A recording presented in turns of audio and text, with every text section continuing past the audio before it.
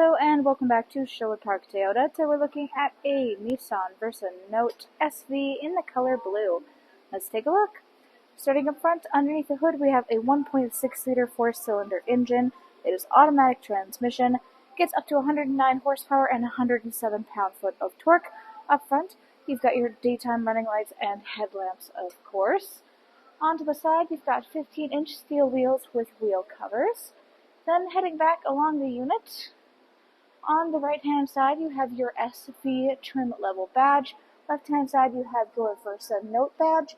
And underneath of the rear logo, all the way down, is your backup camera. To open up your hatch here, reach directly underneath of your logo. You'll find a little handle, pinch it inwards, and lift the hatch up. So inside, your second row seating here has a 60-40 split on the right-hand side, allowing the two sides to function independently. If you want to lay either one of these seats down, you can do so by releasing the little pins on the top outside corners of the coordinating side. Now in the back here, we have this little guy across. He has two different positions he can sit in. You can either have it in this lower position, where you can actually flip this forward, and it looks like a false floor that is specifically fitted to be flat along the lip here. Or if you want to, you can lift this guy upwards because he just sits on these little stilts. You can lift it up into the higher level so that it actually functions as an interior cargo cover and flips out. Either way, it helps to protect your space, to prevent people from seeing what goods you have stored below, as well as acting as an additional storage shelf. Down below, we have the Versa carpeted mats. They're still in terrific condition. On the right-hand side, you will find an interior light right there. And if you're looking for your tire kit, of course, look down.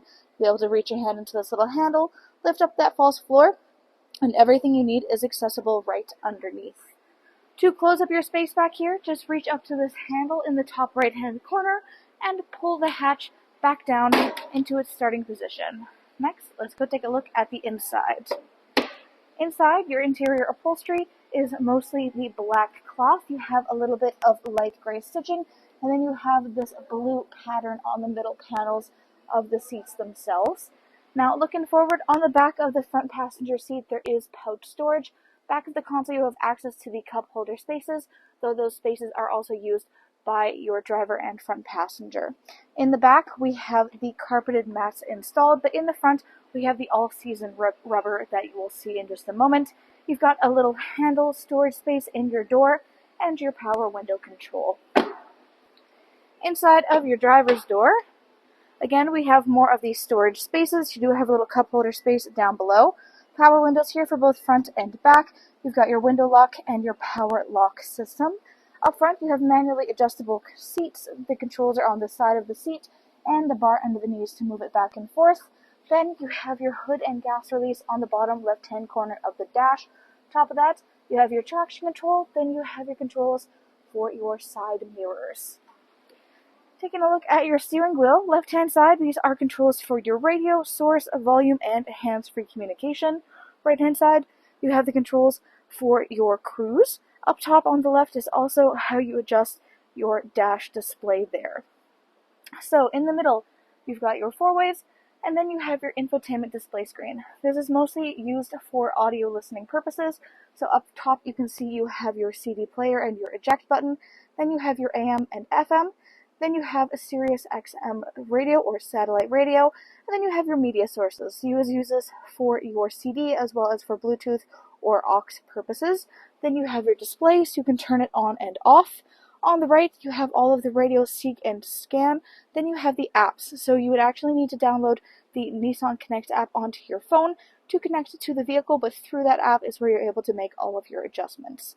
On the bottom right-hand corner is where you have all of your tune scroll controls. Then you have radio and your CD controls in the middle. Volume is on the left-hand side. Underneath is climate control. You have defrost for your rear windshield right here. Then your front windshield is all the way on the right-hand dial. Underneath, you've got your storage cubby in the back there. Then you have cup holder spaces. You have gear shift in the middle, parking brake.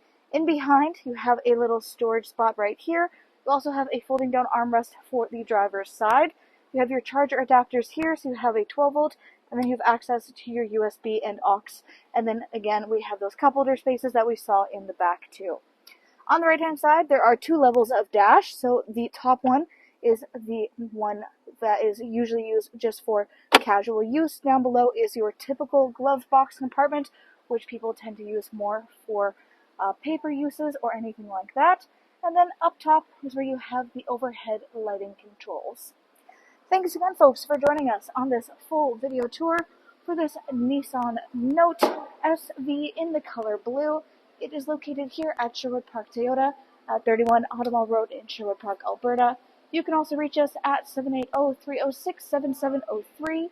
And remember, life is full of choices. Let us be yours.